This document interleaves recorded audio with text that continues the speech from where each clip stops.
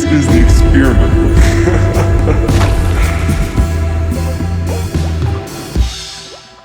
Today's guest hails from Los Angeles, California. He draws an inspiration from 70s psychedelic, 90s hip-hop, and early 2000s rock. He hopes to spread his message of the gospel while also singing about all of your favorite conspiracy theories. Please welcome today's guest, Coqui.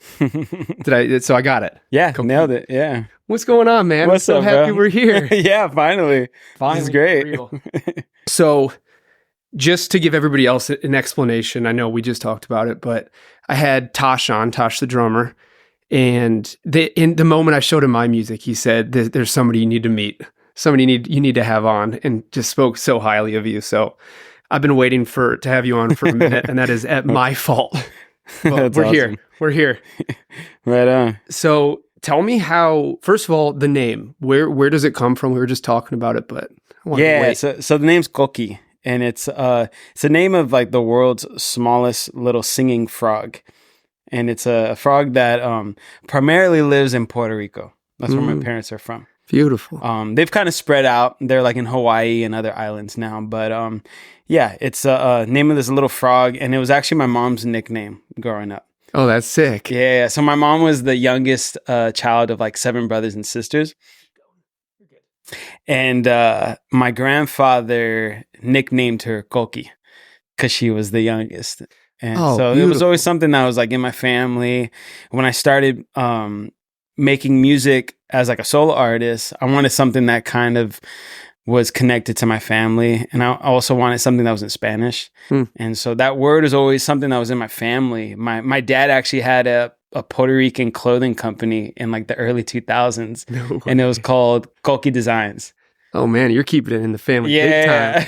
Oh, that's so sick. Yeah. So he like bought an embroidery machine for like, I don't know, like $10,000 or $20,000, like on a whim. Like started his own business, and my dad was an artist too, and so he taught himself how to take his artwork and convert it into like digital format to create embroideries with. This is back in the day before it was just you press 2 buttons and it's done. Yeah. That was a lot of work. It was a lot of work. It would take hours. Man. And so he started making these designs and would make these, different like t-shirts and shorts and all this stuff with his own custom Puerto Rican themed designs. And then we would go to the Puerto Rican festivals in LA and we would sell them. How sick. Yeah. So this was a name that found you more than you found it. It was there. It's been in the family for a while. Yeah. Man, that's so cool. What a cool way to I mean, this is something you're clearly unbelievably passionate about. Both the careers you have from what we've talked about are both in this realm. And it's clearly a form of self-expression. When we were just talking a second ago about, the Christian rock side of it and the rock side of it, pretty much what it all culminated to was that you just want to help people that need to be helped. You want to. Yeah, exactly.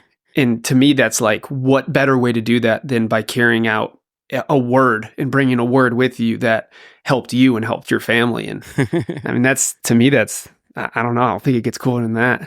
Thanks. That's sick. So you're saying your dad's an artist as in like visual artist. And a musician and a DJ. My dad's he's like a jack of all trades. He does, he like anything that he wants to do, he can figure it out and do it. Yeah. And I get a lot of that passed down to me. And so, yeah, he was a drawer, artist, painter, DJ, plays guitar. He actually taught me how to play guitar for the first time. So was that your first instrument? Guitar, yeah. That was my first instrument. Because I've seen in your videos, you can play just about all of them. Yeah, I can play every instrument. What's the one that, if you're going to sit down and write, where's the first place you're going to sit? If I'm going to write vocals with chords, probably a piano, just because piano is easier for me to hear the chord progression and lay it down. But if I want to create something more of a vibe, definitely guitar. Man, that's so Yeah. sick. So when did your dad move to Los Angeles? Well, my dad was born and raised, or actually, no, my dad was born in New York. Oh, wow. And then came out here when he was probably like 5 or 6. So Okay. my dad's been in LA his entire life.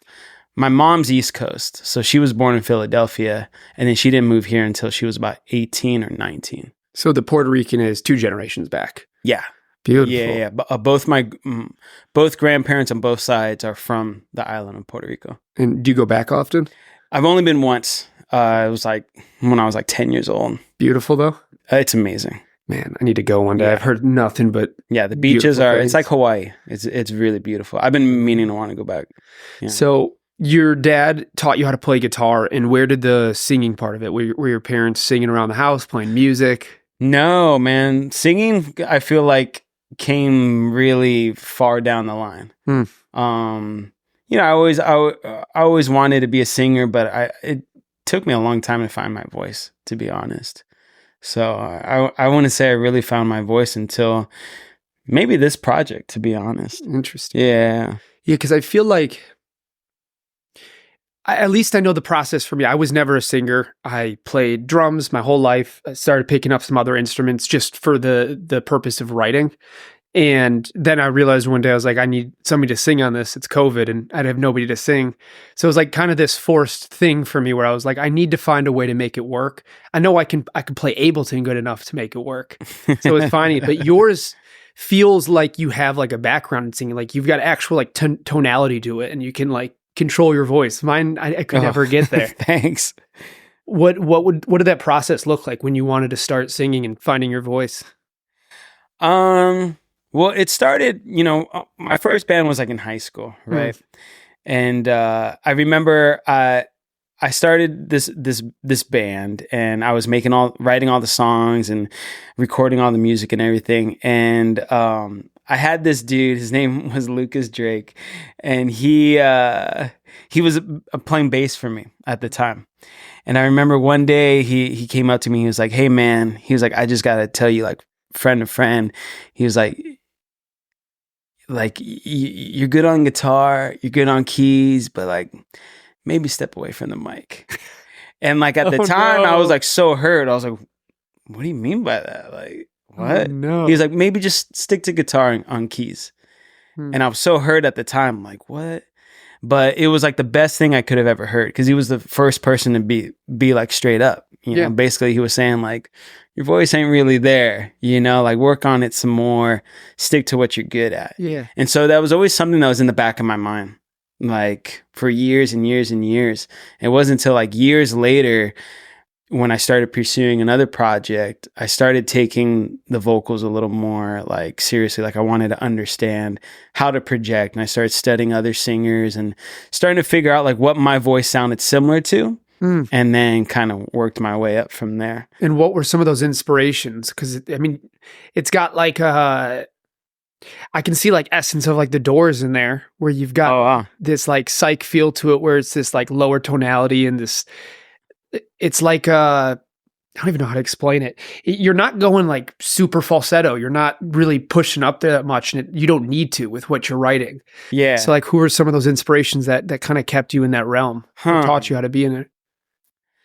I don't know if there's anyone specific I can think of, but one thing that always stuck with me was, I don't know where I saw this or read this, but it was someone was explaining how the best way to sing is to sing like you're talking, like sing like how your talking voice sounds. Yeah. And so I would practice a lot of just changing the key of whatever I was working on, so where it was like I could actually like talk the melody. Yeah. And once I got to that point, then singing it came a lot easier for me. That's so interesting. Finding where you're most comfortable without having to get to that point, and then singing from there. What already works. It's like finding like where your natural voice sits.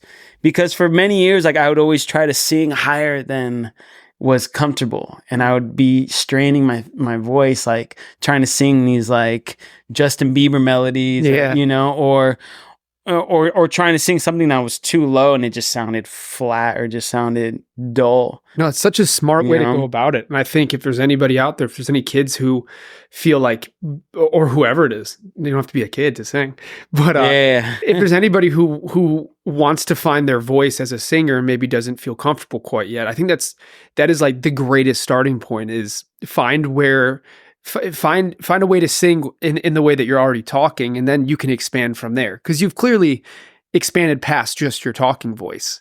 Like Yeah. there's a lot more to it now, and it's musical and it fits what you're doing. Did you start writing for this project based on, this new skill that you had?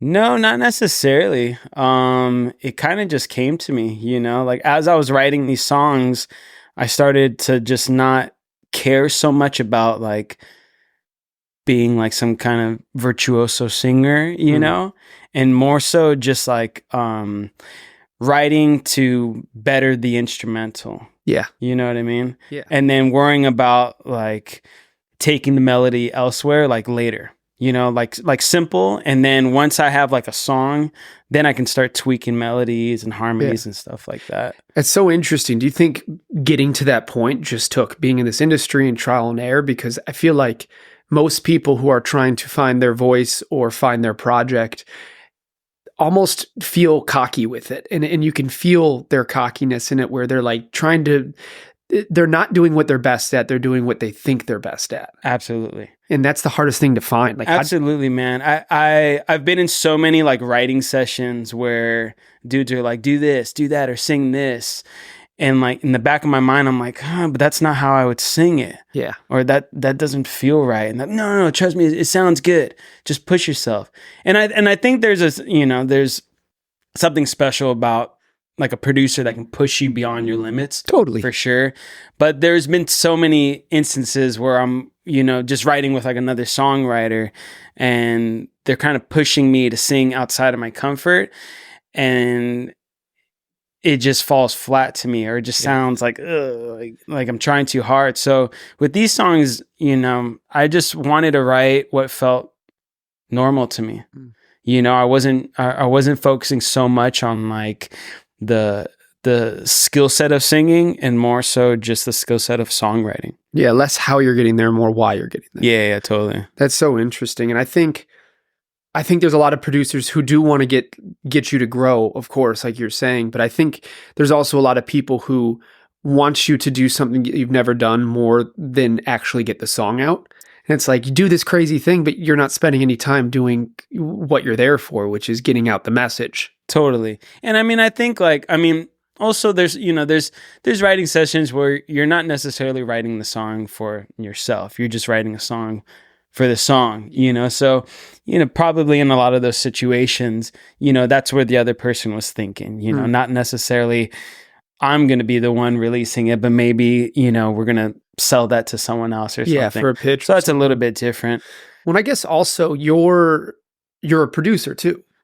Yeah. So you understand when other people are pushing you to be better, and you also understand when you need to do your job and how to do it, because you can look at it from being an artist and being a producer, which I think it's like if you walk into a room to sign a record deal and you're only an artist and you don't understand the business side, there's room to fall short and get screwed. Oh yeah.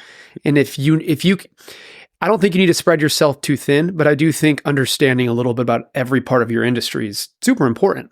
Oh, absolutely. It's the most important. Have you had any experiences in LA where you were like, I should have known more, like gotten yourself into some shitty situations? Absolutely. So I think it was like 2014, 2015, I had an old band. It was my first band that I had pursued living in Los Angeles. It was called Tapioca and the Flea. That's fire. Yeah. And I'd started this project initially by myself, similar to what I'm doing now, as far as just I was writing everything, recording everything, releasing everything on my own. And I got noticed by Red Bull. and they had this program called Rebel Sound Select. Yeah. And so at the time they were putting like a bunch of money into like independent artists. And in return for a big lump of cash towards developing us, they wanted to like tell this story of like how they were taking an artist from zero to hero kind of thing, right? Yeah.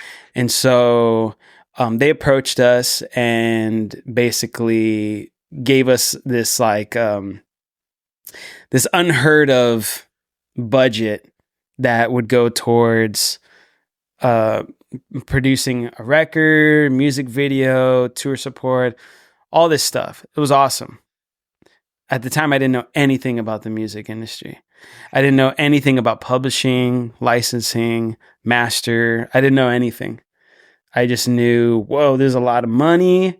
This is what a record label could do for us. Yeah.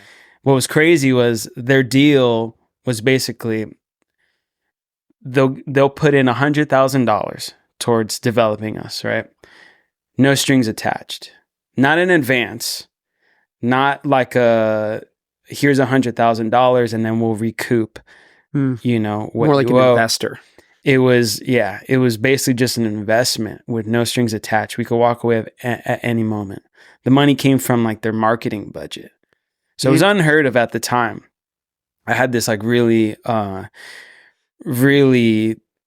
awesome lawyer who represented Will Smith and Shakira, and he's had this huge office in Beverly Hills at the time. And he saw the contract and was like, you'll probably never see anything like this again in your lifetime. He's like, jump on this. And so I did. So we did the whole thing, you know, did a record, did a single, did a record, did a music video, bunch of stuff, right? It was awesome. I had given them a bunch of my songs I had pretty much written and produced all myself.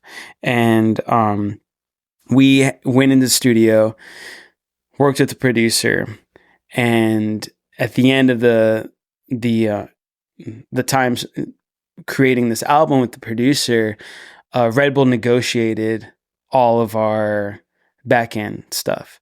So they ended up giving this producer like a huge percentage of our publishing and mastering, and gave him $20,000. And so at the time, I didn't know. I didn't know what any of that meant. So I was like, cool. We get to use this dude's name on our record. Oh, boy. Right. And what I didn't realize was that giving up our publishing was going to hurt us in the long run, because now to get anything synced for television, movies or whatever, now they have to go through two parties. And so it becomes a whole mess. And so because of that, I lost some of my favorite songs. I couldn't do anything with them.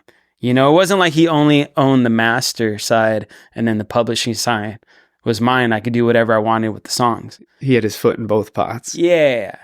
And, you know, and it never really got messy. It just kind of halted any type of like deals that or opportunities that we could have had.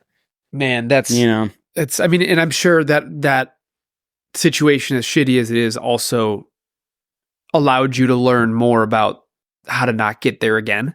Yeah, absolutely. Like everything happens for a reason, you know, and that was something I needed to learn because I didn't understand that side of the music business. I didn't understand what publishing or licensing was. And so when it came down to losing out on opportunities, then I had to learn. Then it was like, oh, that's what that was for. Okay. Damn. You know, and so because of it, you know, now I know better. Yeah. And now going into, you know, any type of future deals, like I'll always have that in the back of my mind, because that was a once in a lifetime opportunity to work with Red Bull and record such an incredible album on such an incredible budget, and to not be able to do anything, you know, after the fact. They just kind of are sitting there. They're like, enjoy it, but that's what you get. That's yeah, totally. That's so interesting. And how long ago did you start this project, or how long after? Yeah, so that project kind of fizzled out as that whole Red Bull program fizzled out. Mm. You know, they kind of they were like throwing big events and showcasing their independent artists, and then for a minute they were throwing like some really cool festivals and stuff all throughout LA, and so we got to be a part of all that. But then they kind of changed their focus, and a lot of people from the team ended up jumping ship to other companies, and before we knew it, there was no one original that was working with us. And then they kind of put their focus towards hip hop and music that was making more money at the time. What kind of music was this at the time that you were doing?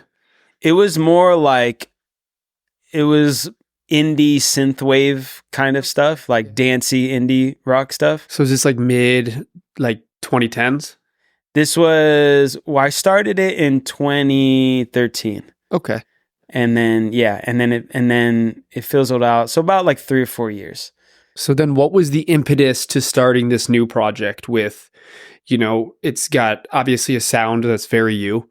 It's also got a message that's very you, and you're putting your neck on the line with a lot of what you're talking about. Like you're not holding back, which I think is not only cool to listen to, but it's important for right now, Thanks. for this world we live in. Yeah. So after that band fizzled out, I started another band with the guitar player of Tapioca, and we kind of pursued this new project for a couple years, but we couldn't really figure it out. You know, we kind of lost Red Bull support because we like rebranded, changed the name, changed the sound. So we started writing new stuff, and during this period, I ended up getting a gig working for 30 Seconds to Mars. Oh, super random. We were working on this record with a producer that we met just through the nightlife scene. I was working the door at a couple bars in Hollywood, No Vacancy and Good Times. Oh yeah. So through that, we met this dude. His name is Jordan, and we started writing a new record with him. He had this dope studio in North Hollywood. It was Kanye's old studio. His roommate was Kanye's engineer. And so it was a cool situation. He also did playback for 30 Seconds to Mars. And so in the time that we spent with him working on this record, he realized, oh, you know Ableton pretty good. And so one day he called me and was like, hey, from the same people who brought back your balls and made your bush bearable brings you the Beard Hedger. There's one thing about travel that I hate more than anything in the world, and that is bringing 20 different little clip guards just to get the right shave. Not anymore. Manscaped has your back. The Beard Hedger has 20 built-in clipping lengths, so you do not have to worry about losing them anymore. Not only that, but this thing is waterproof. It's cordless, and it has a long-lasting battery, so you don't have to worry about this thing shutting off halfway through and looking like a dork for the rest of your day. Fellas, do me a favor. Stop going to your dates with clean, smooth balls and a gross-looking face. You need them to match. If you want to support me in this podcast, the best thing that you can do is support the sponsors. They help me keep going and make this something that I can continue to do. So do me a favor. Head to manscaped.com, use the code EXPERIMENT, and get 20% off and free shipping. That's 20% off and free shipping with the code EXPERIMENT at manscaped.com. Go get your Beard Hedger with 20 different clip lengths. Would you be down to like help me like set up a playback rig and, you know, do a couple shows with 30 Seconds to Mars? And at the time it was, you know, I was like, yeah, I need some money for sure. And so that turned into like 5 years with them. You know, with 30 Seconds with to 30 Mars. Seconds to Mars. Yeah. A couple years in, Jordan ended up leaving to take on a better opportunity and kind of handed the baton to me. And so I took over as playback, and that quickly took priority. And so as the other band was kind of fizzling out and we weren't writing as much and we never really finished the record, I ended up just spending more time on the road. And before I knew it, it was like I was out on the road with them like 9-10 months out of the year, pretty much. So when you're out with them, does it feel like a crew, or does it feel like you're working for them more? Like, were they the kind of people that you could have like a relationship with them on there? Or was it more like you did your job, you went to your bus and were hanging out with the people that did what you did? No, for sure. Like, I mean, you spend enough time with someone on a bus, like, you get to know them pretty well. And You're on the same bus as them. Not as the band, no. But yeah, so with a band like 30 Seconds to Mars, it's usually like you have backline on the bus, which is, all your guitar tech, drum tech, audio guys, playback guy. And then you have the band, they're on their own bus, or each member is on their own bus. They had their own buses per person? Each, yeah. Yeah, well, yeah, Jared had his own bus, Shannon has his own bus, and then Stevie is the bass player. Yeah. MD, so he's on the bus with management. Wow. And then I think they had like one other bus for lighting and video, and that's a big rig. Yeah, I mean, it's a big production. It's a big crew, right? That's insane. And so yeah, you spend enough time on the bus, you get to know people. And I was on the same bus with Jordan, and so we had already spent so much time together in the studio. We were party together, like the whole bit. So he was like my best homie at the time, And so of course you're working with the other guys all day, every day. You start to develop like kind of like a family type of relationship. Camaraderie. So wild. My old manager, multiple managers ago, left us to go work for Jared. Oh, really? Was managing all of his movie side of things. Okay, yeah. But we used to hear the craziest stories, and he just sounds like a ball of fun. Yeah, he's an interesting dude, man. Like, to be honest, he was always good to me. She said the same thing. I meant that literally when I said a ball of fun. Yeah. Like the kind of person who is so successful in so many places, totally, that they can just be the kind of person that you're like, I wonder if I could just do this. He's the kind of person to just do it, what a life. He's one of a kind, man. Like, there's not many musicians that are also like, like award-winning actors and like mega celebrities like worldwide. You have to be so talented to be that good at so many things. And he really is, man. Like, you hear him sing in person, it's like, oh, wow. Yeah. Like, he's no joke. Like, he's pretty talented, dude. So how'd you get from there to then, I saw that you did it for Machine Gun Kelly as well? Yeah. So I was at 30 Seconds to Mars for about 5 years, and then COVID hit, right? Lockdowns, all touring stopped. And so right before COVID had happened, I had started kind of experimenting with making my own stuff as like a solo artist. Mm-hmm. And like, I kind of like released a couple things, kind of testing the water in like 2018, 2019, while I was touring with 30 Seconds to Mars. So I was kind of, seeing, maybe I can make music when I come home from tour, release it when I go back out on tour, and see, if I can manage it. And so I kind of was doing that and kind of gaining a little bit of traction from the 30 Seconds to Mars fans that knew my involvement with Mars, and then just new, fans that were discovering my music. And so when COVID happened, everything shut down, right? And it was like the first time in like 5 years where I wasn't on the move. Yeah. I wasn't busy. And so I was just stuck at home. And for the first few months, I was like, okay, well, I'm stuck at home. I'm going to just like double down on my music. Like, I'm going to start writing as much as I can, and I'm going to start releasing music, and I'm going to start making all this blah, blah, blah, blah, blah, blah. Yeah. Right. And there was a point where all of a sudden, like something just snapped in my head, and I was observing a lot of things that were going on in the world. And I was noticing a lot of things that just didn't line up, just didn't make sense.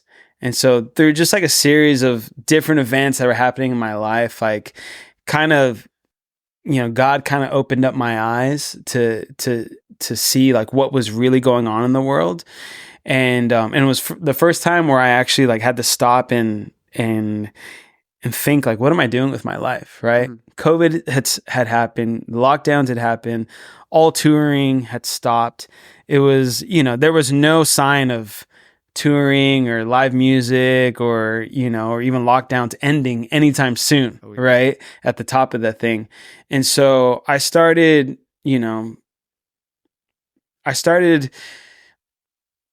realizing that I had a lot of demons and a lot of things going on in my life. When I had to slow down, all of it started to come out. I started realizing I was suffering in a lot of different ways. And so ultimately it brought me back to my faith in God. And because of that, I had a brief moment where I was like done with music. Yeah. Right. Not only was touring over and there was no sign of it coming back, I also knew what the music industry looked like from the inside. Yeah. I knew what it took to make it to that top, right? And I knew what kind of evil stuff was involved if you wanted to be rich and famous and all that stuff, right? And so I realized I was doing this for all the wrong reasons. I was making music because I wanted to make money. I wanted to be famous. I wanted, all the glory, all the fame, everything was vanity, right? And so when I realized that, I just decided I'm going to give it all up. I don't want this anymore. Interesting. And so, yeah, man, I literally was like done with music, done with being an artist.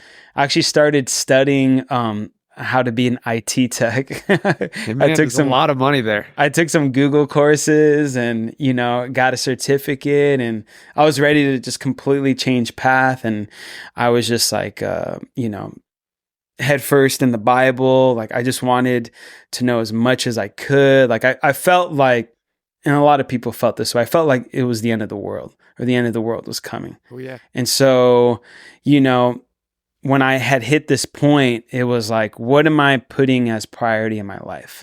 Am I putting my career in music and my own vanity, or am I putting God above everything? And so when I decided to put God above everything, all of this stuff kind of just was like meaningless. And it was like, I didn't care anymore. Yeah. And so honestly, for about a year, man, I just stopped making music altogether. Then like a year into it, I was doing a lot of just fixing myself, right? And getting closer to like my faith in God and going back to church and just living a more righteous life, I got sober, stopped smoking weed, I stopped drinking alcohol, stopped just living like a sinful life, really, man. And I saw my life was transforming. It was amazing. So for like a year, it was just, my focus was that. Yeah. God above everything, just changed my life. And at that same time, I was losing a lot of friends because, I would sometimes go on Instagram and speak my mind about certain things or things that were going on in the world, my opinions. And I was noticing more and more people were not aligning with what I believed in. Either they didn't believe in God or they didn't believe in what I viewed politics as, or whatever the case was. And I was okay with that. Yeah. I started to realize it was like a lonely road, and I started getting used to it. And I got very used to just being home alone, being in my routine, not going out, not partying, not doing any of the old stuff. And slowly but surely, I started writing music again. Interesting. And so this time around, when I started writing music, I had a lot of things on my mind. Yeah. Right? A lot of time to think. A lot of time to think. A lot of things that I felt like I wanted to share with other people that were in the same situation that could better their lives, help them see what I saw was ruining me. And so I started funneling that into my music, and I didn't have any intention in releasing any of it. I just was like, I miss making music. I feel like there's not anything out there right now that sounds like what I'm in need of, Yeah. right? And so I started listening to a lot of the music that first got me into wanting to learn how to play guitar and recording. So I started listening to Smashing Pumpkins. I was listening to The Faint, just all the stuff that I listened to when I was in high school, pretty much. You know, Me Without You, one of my favorite bands. And so as I was listening to all this like early 2000s indie post-punk stuff, I was getting really inspired, and I started just making instrumentals, and I started playing guitar more, and it was like a breath of fresh air, you know what I mean? And so I started just pumping out these tunes and started writing lyrics over them, and I was just writing lyrics about things that were helping me just better myself, you know, like forgiveness and not misinterpreting the Bible, and you know, and striving to live righteous and putting God above, and killing your ego and all these different things, right? And so I like pumped out like 10 songs, and they just kind of sat on my computer. I think in like 2021, when did touring come back? 2021, yeah, Like 2021, like right? the end, I think. Yeah. At the end of 2021. Yeah. So at the end of 2021 was right around, I was finishing probably like, you know, the last 10 or 11 songs of this, you know, this like revival that I was having, this inner revival. And I got called to come back on tour with Machine Gun Kelly. And so at the time I was like, I don't know if I'm ready to do this. Yeah. I felt like You had a new perspective. I had a new perspective on life, and I felt like going back on tour, especially with like an artist that's very worldly, that's, you know, I felt like it was going to make me backtrack to my old ways. I was terrified. I prayed on it for like weeks. And actually, no, I take that back. I didn't have weeks. I had 1 day's notice. That's right. Yeah, for this gig, they called me. They're like, hey, Machine Gun Kelly needs a new playback guy. The current guy, he's having some issues. He wants to leave tomorrow. And they're like, if you're available, you fly out tomorrow morning, start the gig. It's like 2.5 months. And so, yeah, I remember getting off the phone and praying, like, God, is this an opportunity you're giving me, or is this a test? Like, which one is it? Interesting. You know? And called my dad. You know, I asked him what he thought about it, and asked a few of my friends, you know. And eventually I decided, let's do it. I think God's been preparing me to go back out in the world, and I don't think that it's gonna pull me back in, right? Yeah, you did your due diligence for yourself. Totally. And so I went out, and it was amazing. It was an amazing experience, man. And like, it only reaffirmed my faith in God, you know, like went out with, you know, clear mind, you know, like I said, like I sobered up, wasn't smoking, wasn't drinking, you know, first one in bed every night, first one up in the morning. Yeah. You know, I'd just gone through like 6 months of training with my buddy Huggy, who, you know, got me like super fit. So I was just feeling good all around. Went into the tour, and it was like, my experience was completely night and day difference from like my past experience. I wasn't viewing tour the same way as I did before. I wasn't getting into trouble. I wasn't drinking, wasn't hungover, any of that stuff. It was a breeze. Man, it's crazy what not having a hangover in the morning can do for you. Oh my gosh, it was amazing. The anxiety that you don't have, the ability to just wake up and be excited. Totally. And excuse me. Something I find so interesting, just backtracking a little bit, is we talked about this before. I'm not religious. I'm not very religious. I'm Jewish. I'm it's a huge part of my life, not as much in a religious sense, more in a communal sense. That makes sense. I don't miss a Shabbat. We do a jam and a Shabbat every Friday. I will not miss it. It's like I wake up, I clean my house, I try to do everything I can to make that day as perfect as I can for myself and for my family and for my friends. And listening to your music, it took me a while to figure out that it was Christian music or had a Christian background.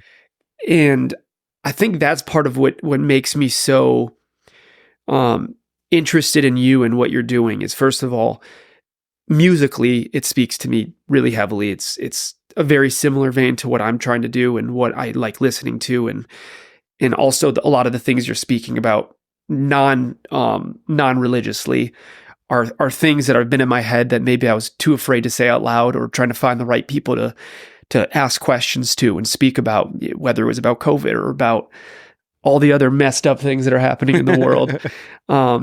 And I think that is what kind of like made me stop in my tracks when I heard your music, is realizing that I have such a religious experience from something that I'm not looking at religiously. And somebody else could hear your music who feels very similarly to you as far as religion goes, and gain just as important of an experience off of different words. What do you think it took to get to the point where you could speak to everybody and still be true to the way you believe the world should work, or should work for you at least? Yeah, I mean, it wasn't like a conscious thing. I just stopped caring. Really, man. Like when I started writing this music, I made a promise to God that I would no longer make music for my own vanity, for my own fame. I only make music that would please God, right? Yeah. And so I just stopped caring what other people think, because people are gonna, they're gonna take whatever I say however they want to take it. I'm not in control of that. Absolutely. I could say something and you could be offended, or you cannot be offended. You're in control of that. Yeah. I can't offend you. You could only be offended by what I say, right? And so when I stopped caring about that and I just started speaking the truth, I just started funneling that into my music. And like I said, I didn't have any real, I didn't intend to release any of this music. When I eventually started releasing it, it was such a surprise that people actually liked it. I thought people were going to hate on it, and I thought I was going to get canceled right away, but I didn't care. Yeah. I'm like, what do I have to lose? I've already been doing this music thing for so many years. I've tried it a billion different ways. Like, how many times can you drive down the same road and expect to see something new? Absolutely. So going into this, I was like, I'm just going to do what I want to do. Yeah. I'm going to make the style of music I want to write, and I'm going to write about the things that I want to talk about. Absolutely. And if there's other people out there that agree with me, dope. If there's other people out there that want to listen to it, dope. All I can do is plant the seed, yes. Right? And then let God do the rest, So the fact that my music relates to people, that's all God, man. That's all God. I can't take credit for that. So I'm just trying to, I don't know. Yeah. Be real. No, absolutely. And it's inspirational. And I don't say that in like a mundane way. I say that I had this podcast for probably 80, 90 episodes, probably less, probably 60, 70 episodes by the time Tosh came in here, and he showed me your music, and I sat down with it for a while and tried to dissect it, which I hadn't done in a long time. I hadn't had something that I felt I had enough thought on to dissect it. There's something that sparked my imagination enough. Yeah. And I started hearing you talk about things that I wanted to talk about on the podcast, and I wanted in the way you were speaking about things. And I was like, if this dude who's clearly got a good career, he was telling me about what you do, is able to speak and make things that they feel suits them artistically and emotionally and spiritually and religiously, I have no reason to ever put up a facade when I'm sitting right here in these chairs. And from that day, I made a decision that I would rather change my mind later and explain how I got to that change of mind than not speak what was in my head at the time. Yeah, absolutely. And I've done that religiously Yeah. since then. And it's changed the way that I view this podcast, but also the way that I look at myself when I'm done with that podcast. I know that at least I said what I was thinking. Totally. And the only way you're ever going to either agree with yourself and your own decisions or find a new path is by saying it out loud and having somebody else say something about it or hearing yourself say it. And like, for me, that was just a huge moment where I was like, this is mine. I'm the one who, or whatever God is to me, or whatever I am to me, is the only thing and the only person, the only entity that is allowed to decide what I say on here. And like, that was huge for me. And yeah, I mean, I thank you for that. That was a cool experience that I don't think obviously you didn't do on purpose, because like you're saying, you're doing this for a very different reason than for your own success and your own ego. Yeah, exactly. Man, it's awesome. And it's really cool that you found a way to connect more to your religion and to your community. Have you found that there are people who you expected to take you in because of your shared religious views that have heard your music and felt that it was not sitting with where you should be as a Christian? No, it's actually been the opposite. There's been people that have embraced it that I did not expect to embrace. Right. And like I said, like when I started doing this, I didn't have like the idea of like, I'm going to infiltrate the Christian music industry, like, the purpose of this music isn't, for Christians only. The purpose of my music is more so for the people that need to hear it. People that aren't saved, that need to hear the truth, that need to find God. I'm hoping that through my music, I can plant that seed and maybe it'll grow into something, maybe like you, they'll listen to the lyrics and be like, what does he mean by that? And kind of look into it. And maybe that might spark some ideas that they never had before. Yeah.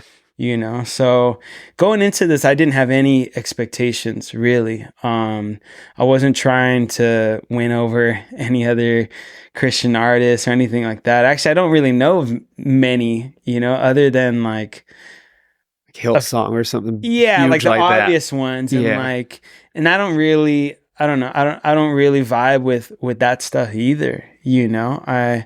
I feel like a lot of like the big contemporary Christian artists that exist right now they're kind of vague in their message, and they're very watered down and generic in their production and totally music. So I just don't relate to that. So I don't even see my music in that same category. And I feel like there's a lot of people who do it from solely the perspective of what they think their religion needs them to say versus the way they connect with it. And I feel like when you speak about God or you speak about Christianity, or whenever you weave that in, it's coming from the perspective that helped you.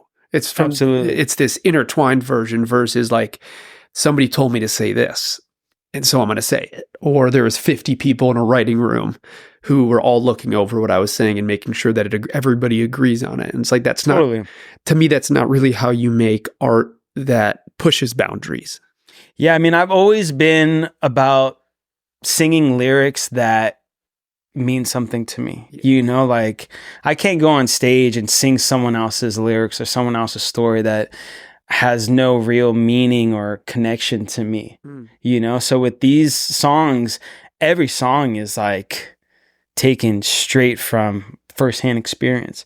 Whether it's directly about me or it's about someone I know, it has to have that connection, or else it's just a random story, or you're almost writing music that you almost could wish that you have heard 5 years ago or 10 years ago. It's like totally for you, but not for you. And like an interesting sort of weird dichotomy where it's like the impetus behind it is something much bigger than yourself. But it could be really useful for somebody like you who maybe hasn't found the path that you're on currently. Totally. I mean, a big thing that sparked me making this music was when I was writing these songs, I was looking around online to see if there's any other artists that were making music like this that were Christian or just not talking about the typical stuff that everyone else is talking about. I couldn't find anything. Yeah. The more I dug, the more I just kept hearing the same watered down, vague messages. And so that was like a big inspiration for me. It was like, I want to write about things that no one else is talking about. Absolutely. You know, and there's like, I mean, you know, there's a lot of controversial hip hop artists, you know, that are, you know, like singing about, you know, Trump's my president and stuff like that. And like, I didn't want to go that route. Like, I'm not trying to be controversial. Yeah. I just want to touch on things that maybe most indie artists like me are too afraid to talk about. Yeah. Cause you know, they're at the hand of the system. They're at the hand of, I want to say what I'm saying, but if it offends the people that are supposed to pay me or help me get there, then I'm ruining my chances. And I really do think that is the beginning to the end for anybody.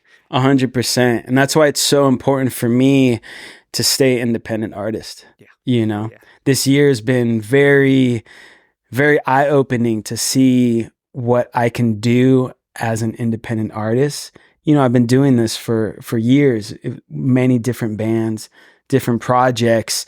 But I was always trying to, you know, go the route of like getting signed to the label and getting management and this and that. And now I've realized, like, you know, like the artists no longer need the music industry. The music industry needs independent artists. 100%. And so I'm trying to stay true to that as long as I possibly can. And man, we're in a world of distribution deals and streams and people who don't listen to albums or don't listen to EPs, and they're going to find you on a playlist that could change your life in 5 minutes.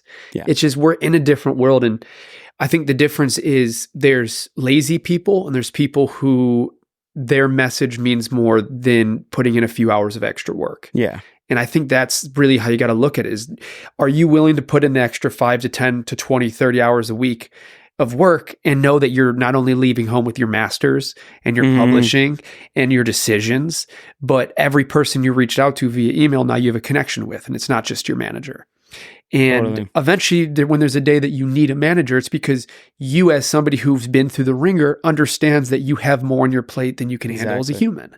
Versus, I mean, there's nothing, if you're going to drive across the world in a car, you better know how to fix that car. You know, and this is your vehicle. This is how you're getting there. It's just like when things break down, you being the one who knows how to fix it is only going to help, even if you do have a manager eventually and all these different things. 100%, man. And you got, just from looking at your socials, if you found a way to make $1 from every person that follows you, let alone the super fans, like you've got a better earning than 90% of America already. Yeah. And that's from where you're at being whatever, a year in, 2 years into a project that will probably be 20, 30, 40 years, you know, like, that's the crazy thing is I heard somebody yesterday, he's the jiu-jitsu coach of Gordon Ryan, who's like the best jiu-jitsu practitioner in the world. It's just like, he is just the best. He's like 27 years old. He looks like a Greek god, like legit white hair, just ripped. And his teacher, his coach was a psychology professor at Columbia, I want to say. Okay. Found jiu-jitsu, fell in love with it. And he is a huge, huge motivation for why this kid became so good. And he said, if there's ever a day where you have to look back and feel like you didn't do everything you could have, even if it's not a lot, but everything you could have, that's a day wasted. 100%. And if you're looking at winning tomorrow and not in 10 years, then you're looking too close. And he's just like, all the decisions you make that maybe don't give you 5 feet ahead in 5 minutes, but give you 2 miles ahead in 2 years, those are the ones where at least you know you did the whole walk on your own and you can walk back if you need, but nobody's picking you up and carrying you back down to the starting line. And it's so accurate where if you can build something where you are in charge of it and it's accurate to the way that you feel as a human being 100% of the time, then at least no matter how it does, where it takes you in life, you can go home knowing I did the best that I could for me and for the parts of life that allow me to wake up and stay motivated. And for you, that's God. And like, if you can make yourself proud and you can make him proud, Like, what deal is better than that? What amount of money is better than that? Like, I think so many people are willing to toss in the towel for a nice check and will always go home feeling lonely. And that's the thing, man. Like, when I stopped worrying about how I was going to, make ends meet, and I just, I trusted that God would provide for me, it seems like all these opportunities just pop up. Yeah. The minute I start worrying and start, worrying about my bank account balance, or, and not to say that you should just go be spending your money and blowing your money, Totally. Stupidly, and, and not pay attention to that. But what I'm saying is, like, I put full faith that God will provide for me, meaning that even if this music thing doesn't pan out, I know God's going to take care of me. That's not what it's about. If this music thing doesn't work out for me, then that's just not in God's plan, right? Well, it's also, you're already making music that you clearly enjoy, that you find not only suits you creatively, but has utility behind it. Yeah. You've already done it. Everything else is just extra at this point. It's like, pretty much, yeah. Like you could, feels like it. If you tell your kids and you get to show them a piece of music that you made and be proud of it in 20, 30 years, whenever it is, you're not going to remember 99% of it, but you'll remember that feeling. And it's like, that's success. And I think people have such a hard time understanding that you can be successful now, and you probably are successful now. It doesn't mean that you can't do better and get better and learn more, but you're also allowed to understand that, like, I'm doing so much better than I did yesterday, let alone a year ago. Totally. That's you're going up the stairs, you get to the top. That's success. Yeah. Man. Yeah. I mean, I'm very, very grateful for the life I live right now, man. Like, it beats working a desk job, like, I get to do music for a living, and, like, I never thought that I'd be where I am right now. So super grateful to God that he's just allowed me to keep doing this, Man. We'll see where it goes. What a fucking wise words. Dude, this was so great, and I've been so excited to have you in here for a multitude of reasons. We've been trying to make this happen. Thanks for having me, man. Always. We'll definitely have to do some more of these. I have so many more questions, but not enough time. So we'll get it going. But everybody, you know where to find them. Go look in the links below, and you'll find all the music and the socials. Go give this man a follow, and see what he's saying for firsthand. I promise it'll mean something to you, whether one of the 5 different points of the star that you connect with, you'll connect with something, and I truly believe that. But yeah, dude, big fan. I really enjoyed this conversation and excited to have you back. Thanks, man. Appreciate that. All right, well, everybody, thank you for watching. Thank you for hanging out with us, and to everybody listening. Hi, I'm Coqui, and this is an experiment. Yeah, it is. Love you guys. Thank you.